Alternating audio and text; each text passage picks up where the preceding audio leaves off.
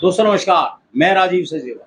दोस्तों हम एक सीरीज बना रहे हैं कालका परिषद की, जिसमें सभी एमसीज के, चाहे वो सत्तारूढ़ के हैं या निर्दलीय हैं, सभी का इंटरव्यू लिया जा रहा है और वो सब अपनी बात को रख रहे हैं हमारे चैनल के थ्रू कि भाई उनके एरिया में काम हुआ, नहीं हुआ, हुआ तो कितना हुआ, नहीं हुआ तो क्यों नहीं हुआ। आज मैं वार्ड नंबर 18 में हूँ। मैडम एमसी हैं मेरे साथ।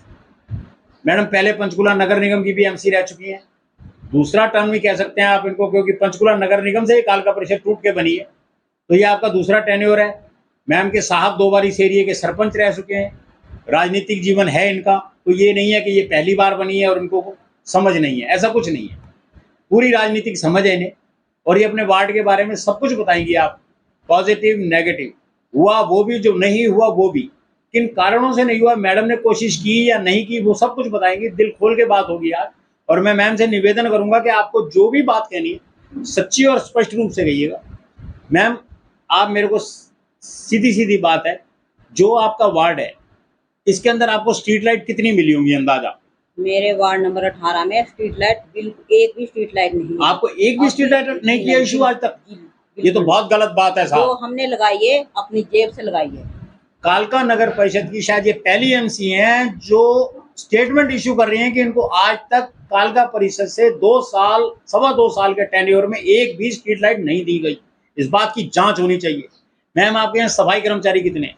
मेरे पास सफाई कर्मचारी 3 दिए इन्होंने, जबकि मेरा वार्ड बड़ा है, उसके मुताबिक मेरे पास कम से कम तो 15 से 20 कर्मचारी, सफाई कर्मचारी होने चाहिए। क्योंकि आपका एरिया मैंने देखा भी घूम के, ये स्लम एरिया ज्यादा है, झुग्गी झोपड़ी है, कच्चा एरिया है, कच्चा इलाका है।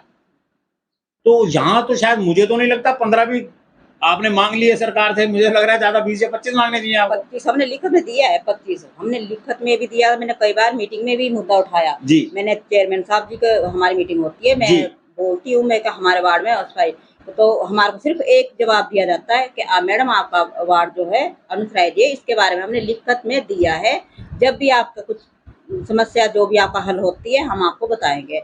तो आज दो साल, सवा 2.5 साल, लगभग 2 साल, सवा 2 साल हो गए, सवा 2 साल हो गए, तो अभी तक ना कोई हमारे वार्ड में कोई काम, किसी भी तरह का कोई काम नहीं, अभी तक 1 भी रुपए का काम नहीं हुआ हमारे वार्ड में। वो आपको कहते हैं कि ये अनऑथराइज्ड वार्ड है, कहा जाता है।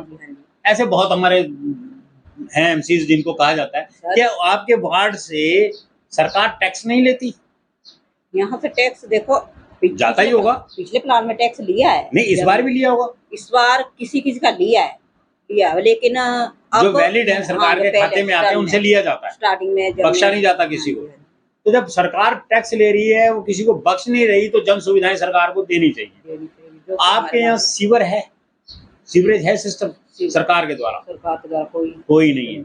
पानी का क्या सिस्टम है? पानी रेगुलर आता है, टाइम टू टाइम आता है? पानी की तो सबसे बड़ी समस्या है मेरे वार्ड में, और हमने कई बार वार्ड जाके पानी के दफ्तर में पिंजौर जाके जी, हमने वहाँ पे धरना भी दिया था जी, और कई बार हमने लिखत में भी दिया, खुद जाकर भी मिले। मेरा वार्ड है, वार्ड नंबर 18 में महादेव कॉलोनी, वहाँ इतनी समस्या है पानी की, बहुत ज्यादा लोगों को। हम अपनी जेब से मतलब पूरी गर्मी में दिन में 20 या 25 टैंकर हमारे डेली जाते रोज। हाँ जी, 20 से 25 टैंकर डेली पानी सप्लाई के लिए, ताकि लोग प्यासे ना रहे। हाँ जी, हाँ, वो भी हम अपनी जेब से। हाँ, नेचुरल, जो सरकार तो आपकी मदद कर ही नहीं रही है, तो आपको अपनी जेब से देना पड़ेगा, या फिर कोई एनजीओ आएगा या कोई बाहर की संस्था आएगी जो दान देगी तो लोग पानी पिएंगे। आपके यहाँ पिछली बार बारिश के अंदर, जब पिछले साल बारिश हुई जुलाई 2023 के अंदर, तो बहुत सा इलाका बह गया था आपके। हाँ, बहुत हंगामा रहा उसका, सरकार ने डंगे लगाने की कोशिश की। देखो पिछली बार 2023 में जो हमारे जो ये डैम का जो पानी खोला गया था, 6 के 6 गेट इसके खोलने के कारण हमारे वार्ड में जो 80 मकान इसमें बह गए थे जी। जो लोग मतलब अपना सामान भी नहीं निकाल सके घर से अंदर, और इसमें हमारा एक लड़का चंद्रशेखर, वो भी पानी में बह गया था सामान निकालते समय। वो तो उनकी डेथ हो गई थी। डेथ हो गई, आज तक उनकी मतलब डेड बॉडी नहीं मिली। तो सरकार ने कोई भी सुविधा हमारे को नहीं दी, ना कोई मुआवजा, ना किसी को, मतलब सुध ही नहीं दी इन्होंने। आके देखा भी नहीं भी ये लोग कैसे रह रहे, क्या कर रहे हैं, कुछ भी नहीं। एमएलए साहब आते हैं? बिल्कुल, एमएलए साहब प्रदीप चौधरी जी आए थे, उन्होंने अपनी जेब से इन लोगों को 5-5 हजार रुपया दिया था। दिया था। हाँ उस दिन के बाद कभी एमएलए साहब आए, जब बाढ़ आई उसके बाद कभी आए? हाँ जी, आए कई बार आए। रेगुलर आते हैं? आते हैं, क्योंकि जब भी मेरे हम ख्याल कोई समस्या पंचकुला में जाने का एकमात्र रास्ता यही है। हाँ जी, हाँ जी। वो 1 मिनट कार से उतर के यहाँ जाते हैं और वार्डों में तो शायद मौजूदगी दर्ज नहीं होती उनकी, पर यहाँ तो ये है ना कि सड़क चलते मिलता हाँ चला जी, जाऊँ, मिल ही जाते हैं। मिल ही जाते हैं। हाँ जी। मैम, आपके यहाँ डेंगू की बीमारी फैलती है, अगर जब डेंगू की बीमारी है या और बीमारियां फैलती हैं, क्या जो हरियाणा सरकार के जो कर्मचारी होते हैं जिनका काम होता है टीके लगाना, दवाइयाँ देना, क्या वो लोग रेगुलर आते हैं यहाँ पे? जी नहीं, कोई भी देखो अब मेरे वार्ड में पिछली बार भी 2 डेथ हो गई डेंगू के डेंगू कारण। से? जवान बच्चों की डेथ हुई है। तो हमने कई बार लिखित में नगर निगम अब भी हमने लिखित में दिया है, अब जी। भी लिखित में दिया है उनको। जी। लेकिन कोई ना दवाई छिड़काव आता है यहाँ पे, ना कोई टीके कोई मतलब किसी चीज़ की सुविधा नहीं है हमारे को यहाँ पे। मतलब आप यूँ कह सकते हैं कि हेल्थ डिपार्टमेंट से भी कोई डॉक्टर नहीं, कोई गाड़ी नहीं, कोई एम्बुलेंस इस तरीके की नहीं आती कि आपको सुविधाएँ दी जाए? ये सुविधा हमारे को मिलनी चाहिए क्योंकि हमारी 60 से 65-60 पुरानी कॉलोनी है ये। जी। यहाँ सुविधा मिलनी नहीं, चाहिए। हाँ, झुग्गी देखा मैंने, अपना स्टोन क्रशर जोन भी है या क्रशर भी लगे हुए हैं, नेचुरल लेबर रहती है यहाँ पे। सरकार की तरफ से कोई सुविधा इस तरीके की आपको नहीं दी गई। तो गलियाँ बनी आपके यहाँ? गलियाँ देखो पिछले प्लान में थी, मैं जब हमसे तब बनी, तब काम हुआ। जब आप पंचकुला नगर निगम में नगर थी? निगम से थी। तालका परिषद की बात बताओ जी आप मुझे। जो अपना जो नगर परिषद से मैं बनी हूँ, जी।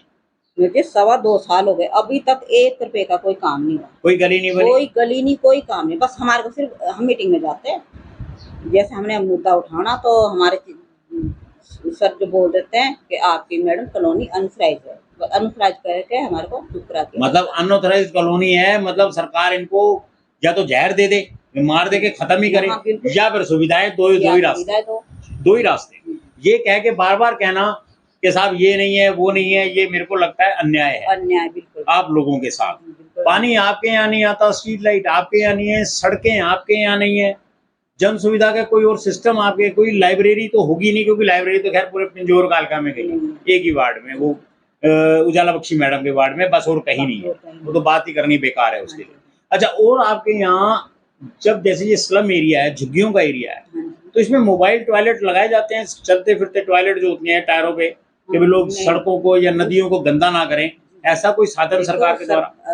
सरकार ने जो हर घर छत होनी चाहिए, हर घर शौचालय जी बात कही है, लेकिन ये सिर्फ कागजों में है जी। मेरे वार्ड में कोई शौचालय नहीं, कोई किसी के घर में कोई मतलब कोई शौचालय नहीं, किसी चीज की सुविधा नहीं है। मेरे यहाँ पे गरीब दबके के लोग हैं, सब शौच खुले में जाते हैं, खुले में शौच जाते हैं आज भी। सरकार का इतना रुपया लगने के बावजूद भी इस कॉलोनी को कोई बेनिफिट नहीं है, कोई भी बेनिफिट नहीं है। तो बहुत सोचने की बात है। सैनी साहब, मोदी जी का नारा ही है सफाई अभियान चलाते हो आप लोग हर साल, तो मेरा एक निवेदन है मोदी जी कम से कम इस तरफ ध्यान दे थोड़ा सा। बारिश का मौसम शुरू हो गया, पानी पिछली बार की तरह भी हो सकता है आ जाए, सरकार आपके एरिया में डंगे लगा रही है, क्या आपसे कभी सरकार के किसी अधिकारी ने आके पूछा कि मैम हम डंगा लगा रहे हैं एमसी साहब, हम कैसे लगाएं कैसे ना लगाएं? क्योंकि मेरे ख्याल जब पानी आता होगा, अधिकारी तो अपने एयर कंडीशन कमरों में बैठते हैं, मुसीबत आप फेस करते हो, आपको पता लगता है पानी का फ्लो कितनी तेजी से आ रहा है और किधर घूमेगा। क्या कभी किसी अधिकारी ने आपसे सलाह ली आज तक, बताया?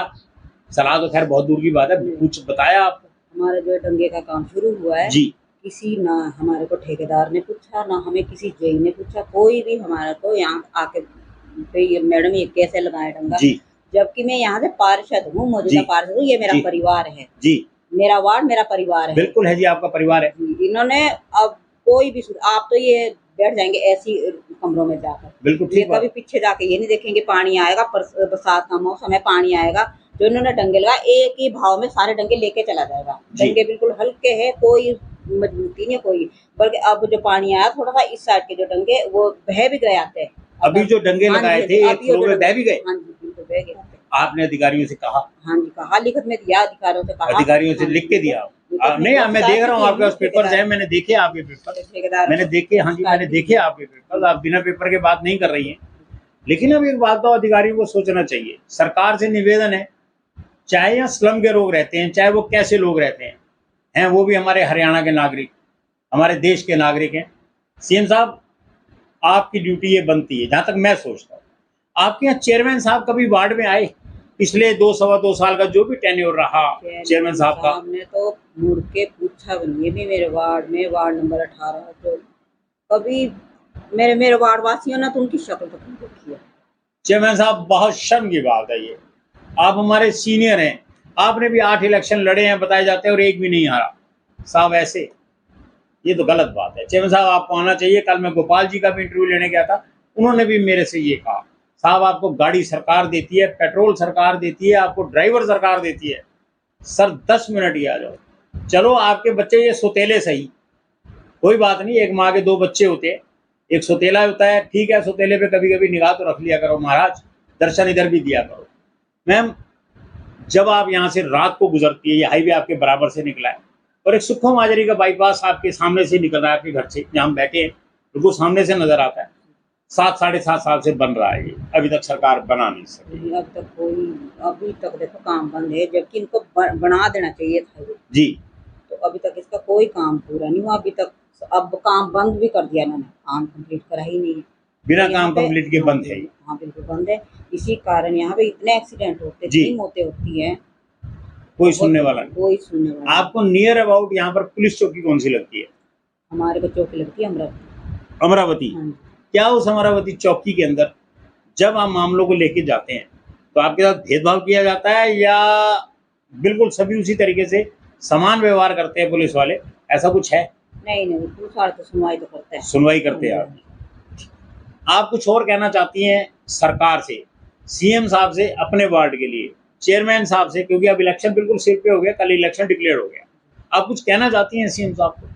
सर, ये इनकी सरकार 10 साल हो गए, 10 सालों में इन्होंने अभी तक कोई सुविधा नहीं दी है, किसी भी तरह का 1 रुपये का भी काम मेरे वार्ड में नहीं हुआ है। तो मैं सिर्फ यही कहना चाहती हूँ सरकार से, प्लीज़ सरकार, आपकी सरकार है तो थोड़ा सा ध्यान हमारे वार्ड नंबर 18 की तरफ दीजिए। हमारा वार्ड बहुत पिछड़ा हुआ वार्ड है, पिछड़ा हुआ वार्ड है, मतलब अनाथ समझो आप, अनाथ कर दिया गया है। तो मेरे वार्ड की कोई सुनवाई नहीं है, कहीं भी चले जाओ कोई मेरी सुनवाई नहीं है कहीं भी।